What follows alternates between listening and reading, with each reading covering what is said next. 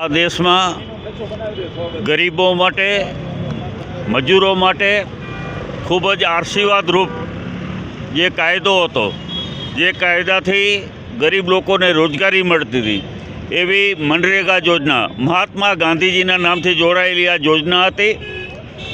UPA સરકાર વખતે અમારા રાષ્ટ્રીય નેતા આદરણીય સોનિયાજી રાતના લોકસભામાં જાગીને 2 વાગે આ કાયદો પસાર કરાવ્યો હતો.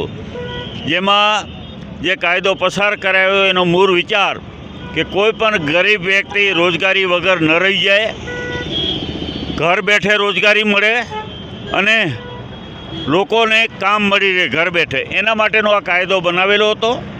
આ કાયદા મારફતે 100 દિવસ સુધી કોઈ પણ ગરીબ વ્યક્તિ એમના ગામમાં કામ માગે કે મને કામ કરવું છે, મારે રોજગારી મેળવવી છે, તો ફરજિયાત કાયદો બન્યો હતો કે ફરજિયાત 15 દિવસની અંદર કામ ચાલુ કરીને એને રોજગારી આપવાનો શરૂઆત કરવી.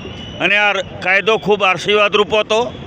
ગામો ગામ એમના પોતાના જ ગામમાં લોકો ઘરનું કામ કરી અને એમાં ખાસ કરીને મહિલાઓ, બેન દીકરીઓ માટે ખૂબ આશીર્વાદરૂપ હતો. ભાઈ ક્યાંક બીજી જગ્યાએ કમાવા જાય તો બેન ઘરનું કામ કરીને પણ આના મારફત એમને રોજગારી મળતી હતી. અને આ કાયદાના મારફતે આપણે સૌએ જોયું કે દેશમાં જ્યારે કોરોના આવ્યો ત્યારે મોટા મોટા ઉદ્યોગો પર બંધ થઈ ગયા હતા, મજૂરોને છૂટા કરી દેવામાં આવ્યા હતા, કારખાના બિલકુલ બંધ હતા. ત્યારે મજૂરો એના વતનમાં જઈ અને ત્યાં કામ માંગી અને કામ શરૂ કરાવતા હતા અને એમને રોજગારી મળી અને આ દેશનું અર્થતંત્ર ધબકતું રાખ્યું. એ માત્ર ને માત્ર મનરેગા કાયદાની જોગવાઈના કારણે. આ કાયદો તમામ રીતે લોકોને માટે આશીર્વાદરૂપ હતો, ગ્રામીણ વિસ્તારમાં આશીર્વાદરૂપ હતો.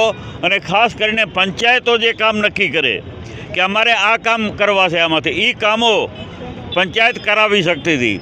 એમાં સરકારની કોઈ પણ મંજૂરી લેવાની જરૂરિયાત નહોતી. ગ્રામ પંચાયત કે ગ્રામ સભા જે ઠરાવ કરે એ ઠરાવ મુજબ કામોને મંજૂરી અપાતી હતી. તો આ 100 દિવસનો રોજગારી આપતો જે કાયદો ને કાનૂન હતું ભારત દેશમાં, એ એકાએક અત્યારની જે ભારતીય જનતા પાર્ટીની સરકાર જે કેન્દ્રમાં છે અને એને નવા નુસ્ખા સૂઝે કે ગમે એ નવા નુસ્ખો લઈ આવવાનો અને લોકોનું ધ્યાન ભ્રમિત કરવાનું કામ આ દેશના પ્રધાનમંત્રી કરી રહ્યા છે. એના ભાગરૂપે આ કાયદાનું નામ બદલાવી નાખવામાં આવ્યું. મહાત્મા ગાંધીજી પર પોતાને મોટા બનાવવા માટે, એમના નામે ઇતિહાસ બને એટલા માટે થઈ અને આ દેશને જેમને આઝાદી અપાવી છે, જેમને દેશ રાષ્ટ્રપિતા તરીકે માને છે, સન્માન આપે, એવા બાપુ ગાંધી બાપુનું પણ નામ મિટાવી દેવાનું કામ આ દેશના પ્રધાનમંત્રી નરેન્દ્ર મોદીજીએ કર્યું છે. તો ખૂબ આ ગંભીર બાબત અને શરમજનક બાબત છે. કારણ કે જ્યારથી દેશમાં નરેન્દ્ર મોદી પ્રધાનમંત્રી બન્યા છે ત્યારે કોઈને કોઈ એક યોજના મારફત જે આપણે આ દેશને આઝાદી અપાવી છે એવા રાષ્ટ્રીય નેતાઓનું નામ નિશાન મિટાવવાના પ્રયાસો આ દેશના પ્રધાનમંત્રી કરી રહ્યા છે. બીજો તમને દાખલો આપો તો સરદાર વલ્લભભાઈ પટેલ, જેને નામે આપણે અમદાવાદમાં મોઢેરા સ્ટેડિયમ હતું અને એ સ્ટેડિયમના ઓળખાતું કોને નામે? સરદાર વલ્લભભાઈ પટેલને નામે. એમનું નામ પર ભૂસાવી અને પોતાનું નામ નરેન્દ્ર મોદી દામોદરના નામે સ્ટેડિયમનું નામ કરી નાખ્યું. એટલે આવા અનેક નામો જે આ દેશને આઝાદીમાં જે આપણી ઇતિહાસ, જે આપણા દેશનો ઇતિહાસ છે, જે આપણા દેશની સંસ્કૃતિ છે, એવી સંસ્કૃતિ ઉપર પણ આ નરેન્દ્ર મોદી ખૂબ જ નુકસાન કરી રહ્યા છે, નુકસાન પહોંચાડી રહ્યા છે. એમ કહીએ તો કાંઈ ખોટું નથી. પોતાને મોટું બનવું છે, બસ મારું જ નામ આ ભારતના ઇતિહાસમાં લખાવવું જોઈએ. દેશને આઝાદી અપાવી ત્યારે તો આ લોકોનો કોઈ રોલ નહોતો. ત્યારે તો અંગ્રેજોને તમારે ચાંપલુસી કરી અને એને મદદ કરતા હતા આ લોકો. એ લોકો આઝાદીમાં એક લોહીનો ટસ્યો નથી ફૂટ્યો. એવા લોકો અત્યારે દેશને જેમને આઝાદી અપાવી છે એમના નામ ભૂસવાનું કામ આ દેશના પ્રધાનમંત્રી અત્યારે કરી રહ્યા છે. ત્યારે અમારા નેતાઓએ નક્કી કરેલું છે કે જે ગરીબો માટે કાયદો હતો, નવા કાયદામાં ને જૂના કાયદામાં શું ફરક છે એની પર હું તમને વાત કરીશ. કે નવા કાયદામાં ફરજિયાત કોઈ પણ લોકો ગામનો વ્યક્તિ રોજગારી માંગે ત્યારે આપવાનો કાયદો બનેલો હતો, એમાં ના ન કહી શકે. 15 દિવસમાં જો રોજગારી ન મળે તો એમને ભથ્થું આપવાની પણ જોગવાઈ હતી. તમે રોજગારી નથી આપી શકતી સરકાર તો એમને ભથ્થું આપવું ફરજિયાત હતું. આ સરકારે કાયદાનું રૂપ બદલાવી અને હવે લોકો કહે નહીં, પંચાયત કહે નહીં, સરકાર કહેશે એ નક્કી કામો થશે. પહેલી વાત કે સરકાર જે એની ઈચ્છશે કે મારે આ કામ મંજૂર કરવું, એ કામ જ મંજૂર થશે ને એ કામો કઈ રીતે મંજૂર થશે? તો ભાજપના નેતા જે સ્થાનિકે હશે, જેને એમાંથી ભ્રષ્ટાચાર કરી અને કંઈક મલાઈ મેળવી હશે, એવા કામો મંજૂર થશે. એટલે એક તો લોકોની જે વાત હતી, લોકો નક્કી કરતા એ કામો નહીં થાય. હવે સરકાર નક્કી કરશે એ કામો થશે. બીજી વાત, ચોમાસા દરમિયાન આ કામ બિલકુલ નહીં થઈ શકે. એટલે ચોમાસામાં જે રોજગારી લોકોને મળતી, લોકો જ્યારે પણ સમય મળતો ત્યારે એ રોજગારી એમાંથી મેળવતા.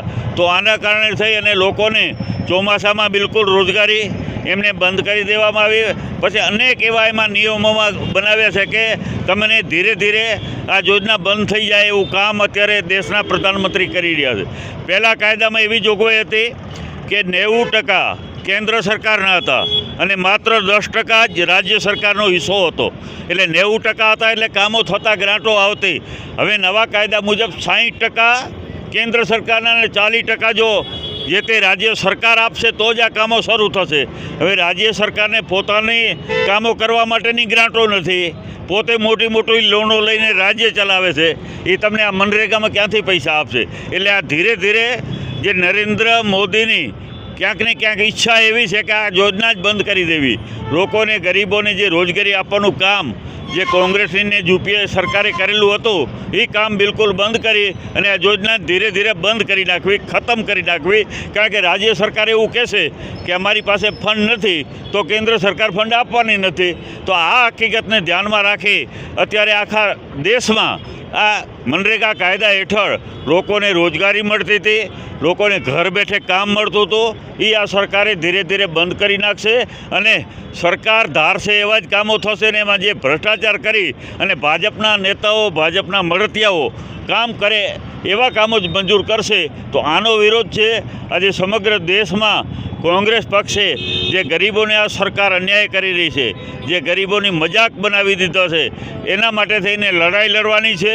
આજે જિલ્લા મથકે છે, અમે આગળના દિવસોમાં તાલુકા મથકે જવાના છીએ, પછી ગ્રામ પંચાયતો સુધી જવાના છીએ અને જે અધિકારો છીનવવા માગે છે ભાજપની સરકાર, એ છીનવવા નહીં દે. કાયદો પાસો એને ફેર વિચારણા કરી અને મૂળ સ્વરૂપ હતું એ મૂળ સ્વરૂપ મુજબ એમને કાયદો બનાવવા માટેની ફરજ પડશું. એને વીબી ભારત રોજગારી યોજના નામ આપ્યું છે. એટલે વીબી ભારતનો મતલબ થાય છે કે એ એવું કહે છે કે વિકસિત ભારત, પણ વિકસિત ભારત નહીં, પણ આ કાયદો નવો લઈ આવે એને કારણે વિનાશકારી ભારત બને એવી અત્યારે આ યોજના છે. તો આ યોજનાનું નામ બદલવાથી કાંઈ નહીં વળે અને નામ બદલવાથી ઇતિહાસ બદલી જતો નથી, ઇતિહાસ ભૂસાઈ જવાનો નથી. રાજા રાવણને પણ એક અભિમાન હતું કે મારે આકાશ સુધી જવું છે, ત્યાં સીડી બનાવવાની છે, આ દરિયો છે એ મારે પાણી મીઠું કરવું છે. અને આવા અભિમાનમાં એનું રાજ ગયો. એવી રીતે આ અભિમાની રાજા અત્યારે દેશ ઉપર બેઠેલા છે, એનું રાજ પણ આ રીતે અભિમાનમાં જ ખતમ થવાનું છે. કારણ કે લોકોની લાગણીઓ તો એ સમજતા નથી અને માત્ર ને માત્ર પોતાને રાતના સપનું આવે એ રીતે ગમે ત્યારે ગમે એ યોજનાઓના નામ બદલી નાખે. વિચાર કરો કે આ એક યોજના બદલશે તો કેટલો બધો બોજ આ દેશના લોકો ઉપર પડવાનો છે. કારણ કે બધું આખું એને જે સ્ટેશનરી છે, ડોક્યુમેન્ટ છે, રજિસ્ટર છે, જોબ કાર્ડ છે, એ બધામાં અમે ફેરફાર નામ બદલવા, એક ખાલી આ નામ બદલવાથી અબજો રૂપિયા આ તમારે નવું રેકર્ડ ઊભું કરવા માટે નહીં જરૂર પડશે. તો આ પૈસા કોના ગયા? કાંઈ ભાજપની તિજોરીમાંથી તો પૈસા જતા નથી.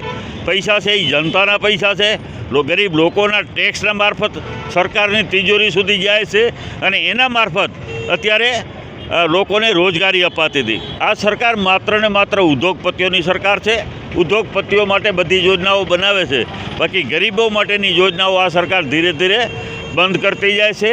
એની સાથે સખત વાદો છે અને આવનારો ઇતિહાસ છે એ ઇતિહાસ જે અંકિત થયો છે દેશની આઝાદીના ઘડવૈયા છે, એનું નામ આ દેશના લોકોના દિલમાં છે. એ ક્યારે ભૂસી શકાય એમ નથી. મોદી સાહેબને પોતાનું નામ છે જેમને આઝાદી અપાવી છે એમનું નામ મિટાવી અને પોતાનું નામ ઊંચું કરવા માગે છે, એની સામે અત્યારે સખત કોંગ્રેસને વિરોધ કરી રહી છે. કોંગ્રેસની એક જ માંગ છે, ગરીબોની વિરોધ, જે ગરીબો માટેની યોજના હતી એ કોઈ હિસાબે અમે તમને બંધ કરવા દેશું નહીં. ગરીબોને મળતી રોજગારી છે, એ કાયદો છે, એમનો અધિકાર છે કે ગરીબમાં ગરીબ એક ગામડામાં ખૂણામાં બેઠેલો વ્યક્તિ છે એને પણ રોજગારી મેળવવાનો અધિકાર છે આ દેશમાં, અને આ કાયદો અમલમાં રહેશે. બસ એના માટે આજે થઈ અને આજે અમે ધરણાનો કાર્યક્રમ રાખ્યો છે આ જિલ્લા મથકે જ્યુબલી ગ્રાઉન્ડ ઉપર. આપના માધ્યમ સુધી આ સરકારના એમના ચૂંટાયેલા પ્રતિનિધિઓ, ચૂંટાયેલા ધારાસભ્યો, સાંસદશ્રી, સરકાર સુધી અવાજ પહોંચે. ગરીબોની વેદના છે એ આપ પહોંચાડશો એવી અમે આપની પાસે આશા અને અપેક્ષા રાખીએ છીએ. આપનો ખૂબ ખૂબ આભાર.